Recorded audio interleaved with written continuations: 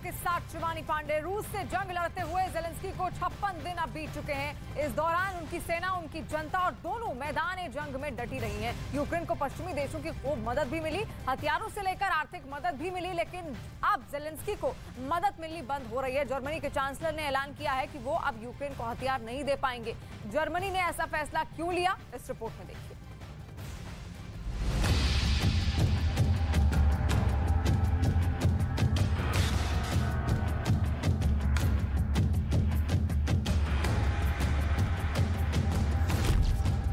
रूस यूक्रेन युद्ध में जर्मनी ने छोड़ा यूक्रेन का साथ।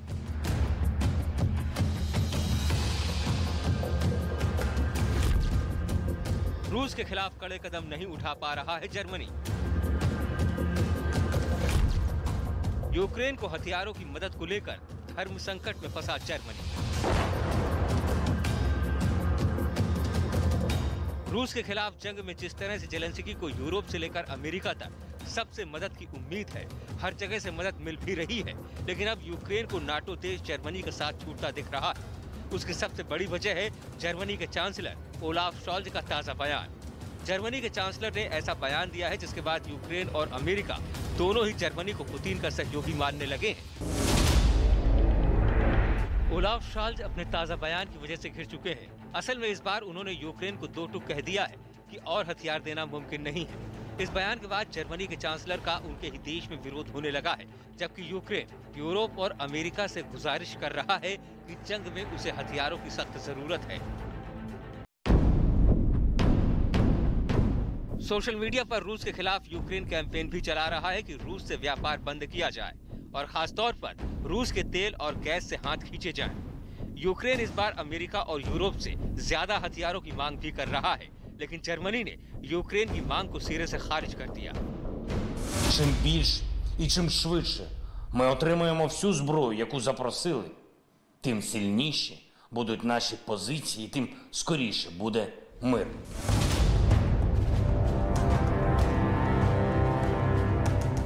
इतना ही नहीं, जर्मनी के चांसलर ने साफ कहा कि वो अपनी फौज के इस्तेमाल वाले जितने हथियार यूक्रेन को दे सकते थे वो दे चुके हैं। अब और हथियार देना मुमकिन नहीं है। दूसरी तरफ उन्होंने नाटो का रुख भी साफ किया। उन्होंने दोहराया कि यूक्रेन की जंग में नाटो शामिल नहीं होगा। उनकी दोनों ही बातें यूक्रेन को चुभने वाली थी। यूक्रेन ही नहीं, यूरोप के बाकी देशों और अमेरिका को भी ये तल्ख बयान चुभ गया। सवाल उठता है कि आखिर क्या वजह है कि जर्मनी के चांसलर को ऐसा बयान देना पड़ा। क्या रूस यूक्रेन के बीच युद्ध में जर्मनी का नुकसान हो रहा है? क्या युद्ध के बीच धर्म संकट में फंस गया है जर्मनी? क्या रूस यूक्रेन युद्ध में बलि का बकरा बन रहा है जर्मनी? जंग की शुरुआत से ही जर्मनी ने रूस को लेकर के कठोर रुख नहीं दिखाया। इसके पीछे की वजह है गैस। रूस से मिलने वाली गैस को जर्मनी की लाइफलाइन कहा जाता है। यही वजह है कि जर्मनी के अंदर कुछ लोग विरोध करें या फिर पश्चिमी देश, जर्मनी अब तक रूस को लेकर कठोर रुख नहीं दिखा सका।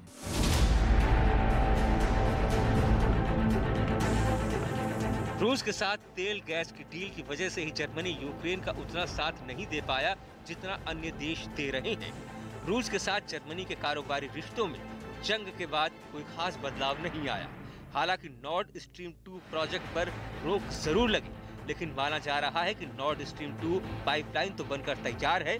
जब भी हालात बेहतर होंगे, जर्मनी उस पाइपलाइन के जरिए रूस से गैस मंगवा सकेगा। इसके साथ ही अभी तक जितना कारोबार रूस और जर्मनी के बीच हो रहा था, उसमें प्रतिबंधों के बावजूद कोई खास बदलाव नहीं हुआ। रूस से आने वाली कुछ चीजों पर जर्मनी ने बैन भी लगाया, लेकिन तेल और गैस की ऊंची कीमतों ने इंपोर्ट का बिल कम नहीं होने दिया। दावा है कि जर्मनी मोटे तौर पर 3 देशों से नेचुरल गैस मंगवाता है। इनमें रूस के अलावा नॉर्वे और हॉलैंड शामिल हैं। लेकिन 55% नेचुरल गैस की सप्लाई अकेले रूस से होती है, 31% नॉर्वे से और महज 13% हॉलैंड से। नॉर्वे और हॉलैंड के पास इतनी गैस नहीं है कि ये दोनों देश रूस की भरपाई कर पाएं। वहीं जर्मनी के कुछ अधिकारी रूस की गैस का विकल्प जल्द ढूंढने का दावा कर रहे हैं। माना जा रहा है कि कतर से नेचुरल गैस खरीदने के लिए जर्मनी लगातार बात कर रहा है। दावा भले ही हो, लेकिन कतर से ये बातचीत अब तक किसी नतीजे पर नहीं पहुंची है। बल्कि दावा तो ये किया जा रहा है कि अगर डील हो भी गई तो कतर से जर्मनी तक गैस पहुंचाने का रूट बनाने में ही सालों लग जाएंगे। मतलब साफ है कि तब तक रूस से नेचुरल गैस की सप्लाई बेरोक होती रहेगी। अब तक ये साफ नहीं हो पाया है कि जर्मनी केवल वक्त टाल रहा है या वो वाकई मजबूर है। ये तो पूरी दुनिया समझ रही है कि 55% नेचुरल गैस की भरपाई एक झटके में मुमकिन नहीं है, जो जर्मनी की दुखती रग है। लेकिन यूक्रेन को हथियार देने से इनकार करना शक पैदा करने वाला है। मतलब साफ है कि रूस और यूक्रेन की जंग में जर्मनी के चांसलर मझधार में फंसे हैं। ना तो वो रूस के साथ दिखने का रिस्क ले सकते हैं और ना ही वो रूस पर एक्शन का जोखिम उठा सकते हैं।